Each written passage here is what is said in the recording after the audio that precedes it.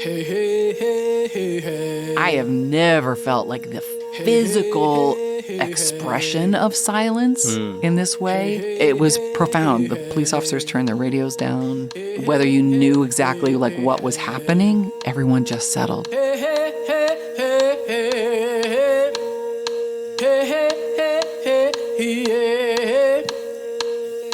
In the morning. You're listening to The Seed, Conversations for Radical Hope, a Pendle Hill podcast where Quakers and other seekers come together to explore visions of the world that is growing up through the cracks of our broken systems. I'm your host, Dwight Dunstan. This season, we're exploring the practices that enrich our connections to ourselves and to each other. How do we cultivate relationships in spiritual community? How do these relationships and practices support our work for liberation and justice and transform our sense of what is possible? Our guest today is Ingrid Lakey. Almost 14 years ago, after the birth of her child, Ingrid gave up a career in public radio to follow her leading to be a climate justice activist. Ingrid has been a trainer and facilitator for 25 years, leading workshops on anti-racism, diversity, team building, nonviolent direct action, and conflict. She is one of the founders of Earth Quaker Action Team, also known as Equate, a grassroots organization building a just and sustainable economy through nonviolent direct action. She is a member of Central Philadelphia Monthly Meeting and lives in West Philadelphia, 4 blocks from where she grew up. I am so excited, Ingrid Lakey, to have you on this season of the podcast, The Seed, Conversations for Radical Hope. We have been in community and in connection for years, where we often start with our guest here on the podcast by just asking you, what's it like being Ingrid Lakey today? Well, I mean, what's on top is just overjoyed to be sitting here with you. I've been enjoying The Seed and so grateful for this ministry that you've brought through Pendle Hill, and feeling excited and joyful. And also, I'm feeling pretty deeply humbled. I feel like, I don't know, I think it's the part of that I experience, like many do, of like, what could I possibly have to say that could be important? Mm-hmm. And then I remember that actually being in relationship, being open and real, that is actually what we need in the world. And so if we get to have a conversation in public like this and that's what it is, then that's what it is. And feeling grateful for that.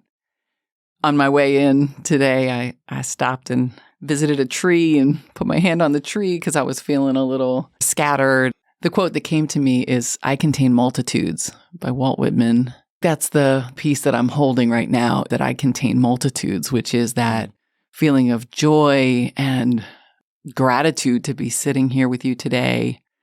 I'm also in tremendous pain because I have a friend who's really struggling, and I have a family member who's in jail.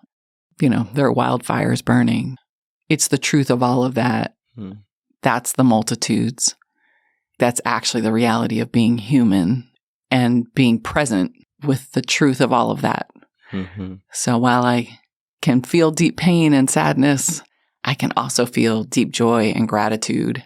I'm trying to hold all those pieces in a real way, in a present way.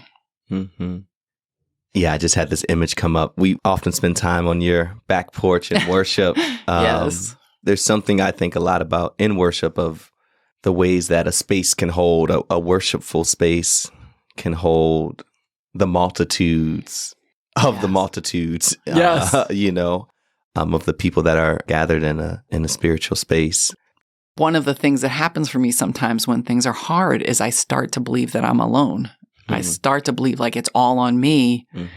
And it was just in like leaning on this incredible tree that I was like, oh, wait, I'm actually connected. I am not alone. I can handle this because we can handle this because we.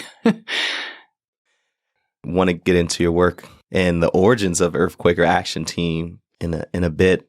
But I'm curious if there's another experience that comes to mind where maybe you felt isolated, you felt disconnected, something about your environment or something within you that clicked on, reminded you that, no, I'm connected.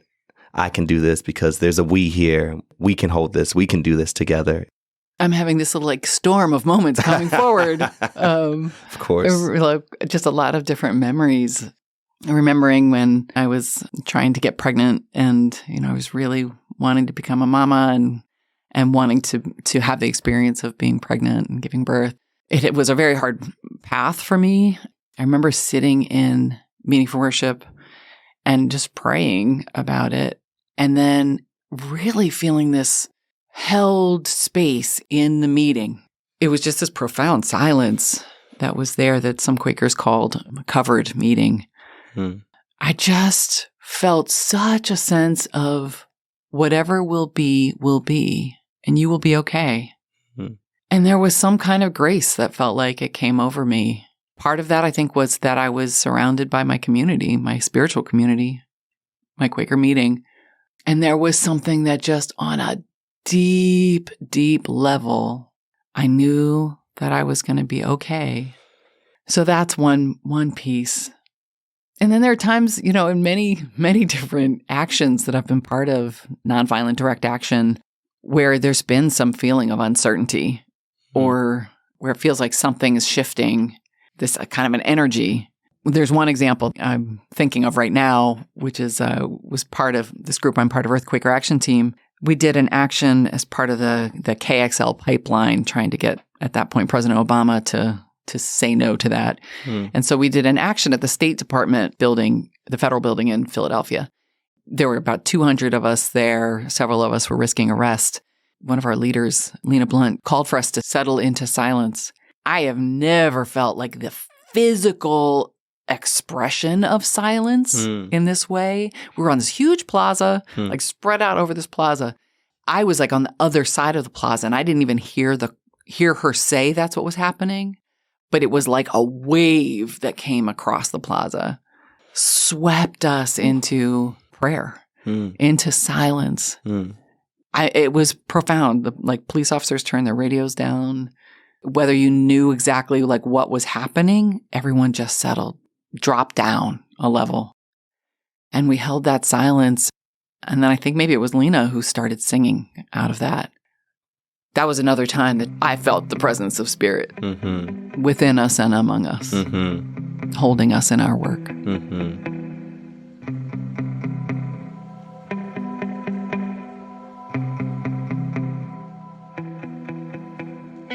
I want to think about or stay with your relationship to Equate, being at those foundational conversations of the creation of this nonviolent direct action organization 13 years ago. You made a very intentional choice about being in a more public-facing role in Equate. I'm curious about your discernment process around that decision, how you were listening to Spirit and making this decision about your relationship to Equate and, being in this role where you were going to be very visible. So I had this whole career in public radio, which I just loved. I adored it. And then when I got pregnant with my kid, I decided I wanted to take a year off. But at the same time, there was this like rumbling among Philadelphia area Quakers around climate change and what are we called to do. We started having these like gatherings in people's living rooms, and we were doing planning and organizing, and then we became clear like, oh no, this is a real thing. We actually are creating a campaign, and we're going to create an organization that's going to be able to hold this campaign and move this work forward. Then you need to have like a board. I was like, well, I mean, like I don't have a job right now. I'm like, as like parenting is not a job, but you know what I mean? Right, so I joined the board and effectively became like sort of the first director, though it wasn't a paid position and I didn't need it to be. But as we were moving forward, and so I was providing a lot of leadership and a lot of time in creating this organization and getting the campaign going. Some of that is connected to ego. There's a way that like I had kind of created a place for myself in public radio was building a name for myself. Part of what was helpful for me is that I had more awareness of that there's more work to do, right? Like this isn't just the one place that meaning like in my career, that was not the one place where I got to have meaning. And one of the things that was hugely exciting to me about the way that Equate was doing our campaigning, the way that we were functioning, the way we were being, was seeing ourselves as building. Some people are going to have a reaction to what I'm just about to say. Those are my favorite kind of statements. Right. We were kind of building a nonviolent army, right? We were trying to build capacity. So that was part of the fire for me. It was absolutely about taking on climate change, but it was not just about like, I'm going to just do my little part. It was really like, how are we going to build our capacity and make ourselves as big as possible as individuals and as a movement? Mm-hmm. What gives me hope is how many people are like, all right, I'm ready to throw down. Mm-hmm. Help me build those muscles. And let's do it together. None of this is about like, how do I go off and be a martyr? Mm-hmm. How do I, by myself, take on the forces? It all is about collective power. It's about seeing my own empowerment and the group. How are we taking on these systems of racism, of economic injustice, of climate change, of just all of these pieces? How are we showing up as our biggest selves with love at its heart? Yeah, it makes me think about Equate, Earth Quaker Action Team. Though it has Quaker in its name, there are many people who come to that space who aren't Quaker, who come from different faith backgrounds or no faith backgrounds. But I've experienced this, and I would love to hear your thoughts on this, of people coming and seeing power in the silence, power in this reverence through silence. When we started Equate, we were really clear. We're not intending it for it to be like just a bunch of Quakers, right? I mean, a bunch of Quakers is great, but it's not enough to fight climate change. But we really did want to draw on the legacy of Quaker history that really was taking on power structures. We were wanting to draw on a legacy of Quakerism, of Quakers, our history. And also there's something very powerful about current day Quaker practice. And so we wanted to have a space that felt we could overtly do those things and have it be a place that you didn't have to like know the secret handshake to be able to participate. There is no secret handshake, just so we're clear. Part of it is actually that silence. We try to sort of explain what it is that we're doing. But also, I think for many people, there is a way into experiencing silence, right? It's not that we're telling people you have to experience silence in a certain way or you have to do a certain thing. It's a space of openness. That's probably what people who aren't coming from explicitly Quaker experience connect with. It's that place of openness. So whether you call it spirit or God, you could have any number of names or no name for what that is that's happening. But there is something that you can feel when you're with a group of people in silence. And it may simply be because that's so outside of the norm of our experience in this culture. You can't even sit on the subway and it be silent, right? Because almost everybody's listening to something or on the phone or whatever. Right? So there's almost nowhere that you can be with other people where you're in silence. There is something about that is inviting, inviting another kind of attention, partly because it's different and because there's space in it. And maybe it's also still awkward and weird and stuff like that. So, that's multitudes. Multitudes. It's multitudes. That's right. It can be many things all at once. Right. But that there is space for people to be in their own experience while also there's a group level experience that's happening too. And sometimes in that silence, someone will speak out of the silence. There's something that they feel really led to share. And the group can hold that. That's part of the group experience then. And sometimes it's just silence. For some people, that might be just that they're experiencing it as a relief to have some quiet. For some people, it might be a way of like dropping down another level in their own ability to be present. Yeah. Yeah. That concept of waiting worship, this idea that we don't know the answer already, right? That the reason we sit in silence, it's not about a dogma. It's not about so I can learn the rules, or it's really like I am opening myself to what is to be revealed, what is yet to be told, or an invitation to even see in a new way, something beyond what in the busyness of life I have the attention to grasp. Yeah, I'm really struck by how your reflections are a contradiction to how we're socialized to show up to a space and think we have all the answers and come really put together and come knowing what to do. And what I hear you saying and how I've experienced silence myself in Quaker spaces or spiritually held spaces, there is an unknown that we're actually all opting into and settling into this silence. That's really profound. It is. And I think there's something that's a relief about the honesty of it. We don't know. There's lots we know. There's lots we don't know. There's something that's deeply honest about slowing down and saying, there are things we don't know. And so let's listen. Let's just listen for a while. Yeah. Even saying we don't know feels like it feels both like a simple statement, but it actually, for me, feels very prophetic to say that. I'm curious of your thoughts as you hear the word prophetic, or even these two words together of prophetic witness.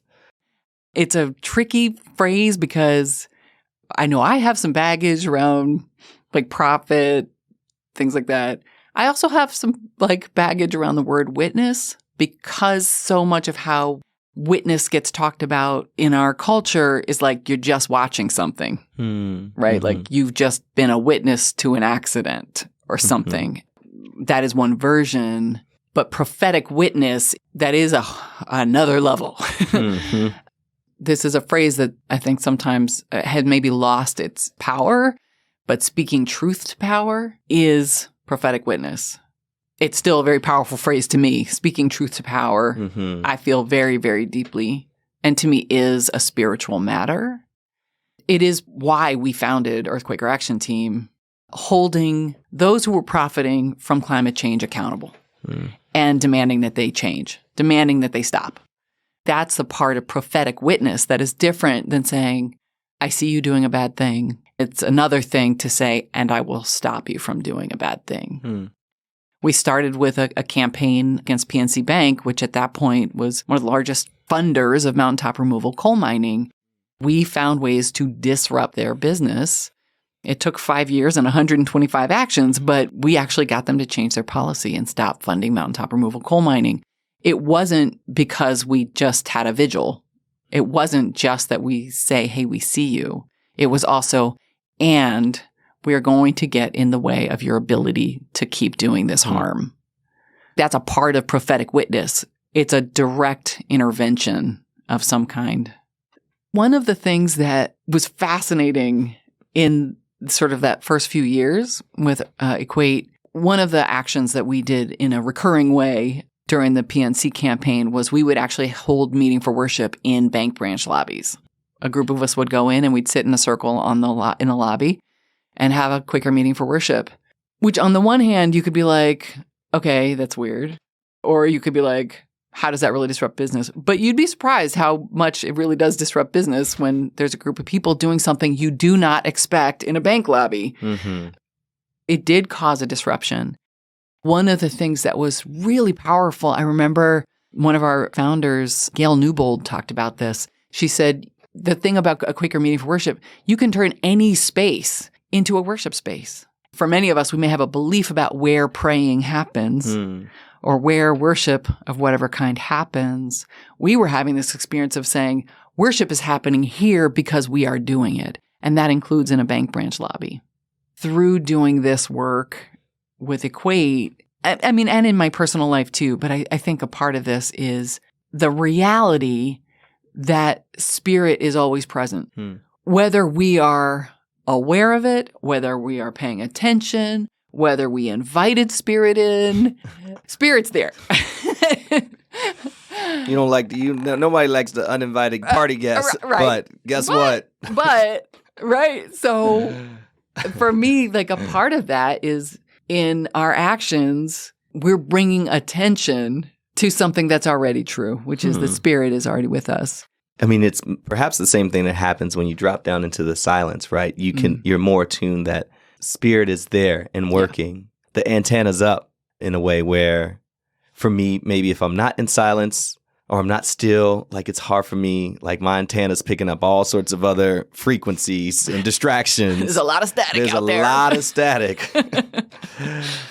But if Spirit is truly always there, then it becomes less about how do I reach for or grab Spirit or like call it in. And it's more about how do I ensure that I'm attuned or am open to receiving what it already is present. Right. To that point, like I don't believe that Spirit is in charge of my life. There are people with different beliefs around that, right? Like I think I still am the person who's making choice A, B, or C. And the question is, what am I paying attention to in making that choice? Yep. And am I able to like filter out some of the static, which sometimes includes my fear, so that I'm not responding just from this like place of fear.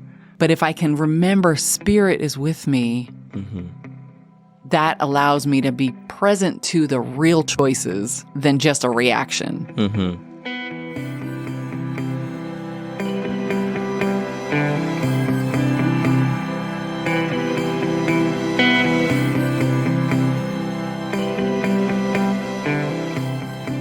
I'm wondering as we close if there are any practices you would offer to listeners if they were looking to, say, build community.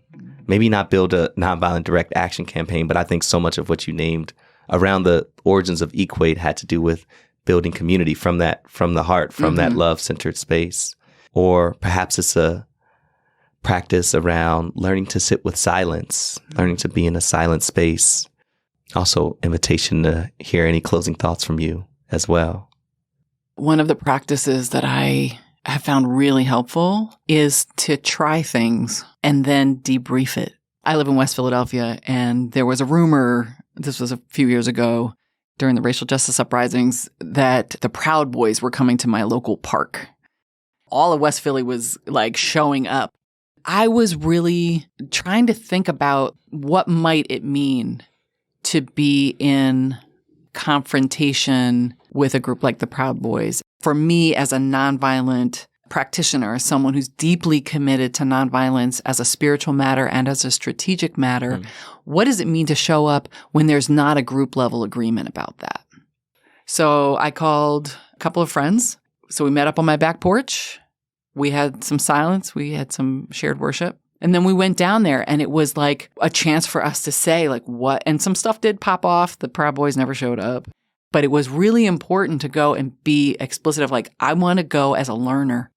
I want to go and track what's happening for me on a mind, body, spirit level. And so we went to this thing, and then we came back to my back porch and we debriefed about like, what is it that we experienced? What questions did we have? What was coming up for us? What assumptions? What biases came up? What, like a chance to break it down, because I think that's where so much of our learning happens. And again, doing it with people that you trust, right? And also by doing that is a way to build trust with people.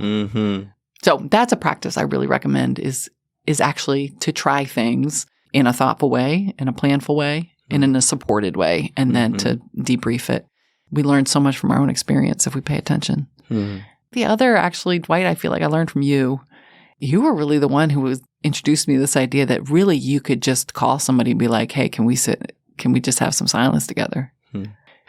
For people who are wanting to cultivate a relationship with silence, it's one thing to do that by yourself and sort of be in a meditative place. But even just inviting one or two friends to sit with you. So set a timer for yourself and start with 5 minutes. And then go to 10 minutes and then see how that goes, and then talk with the person you're with about what that was like and what you're experiencing. That is such a contradiction to so many messages in our society about how we have to muscle through and be by ourselves and figure it out. Our liberation is not there, but it is in the like, hey, will you sit with me? And remembering whatever anybody's belief system is, that's cool. You're not alone. That's the bottom line. Ingrid, thank you for letting your life be a testimony. It's always a blessing to be in space with you, to hear your stories, to be in the presence of your experiences. Thank you. Thank you. Yeah, I just feel incredibly honored to be invited to be here with you today. I just am so excited about all the things that people are learning and figuring out and finding ways to share with each other. So bring it. Bring it. We're going to bring it. In the morning.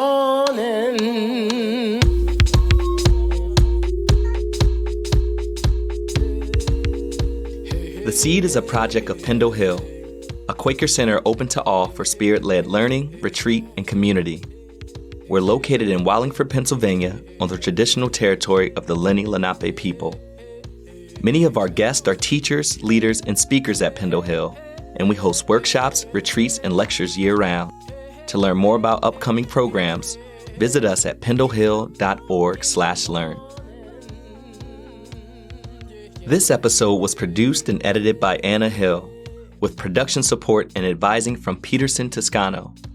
Our theme music is the I Rise Project by Reverend Retta Morgan and Bennett Kuhn, produced by Astronautical Records. This project was made possible by the generous support of the Thomas H. and Mary Williams Shoemaker Fund. If you're finding these conversations meaningful and want to support our work financially, you can go to pendlehill.org/donate. And if you have questions or comments, feel free to get in touch with us by emailing podcast@pendlehill.org. We love hearing from you. Follow us at Pendle Hill Seed on all social media platforms.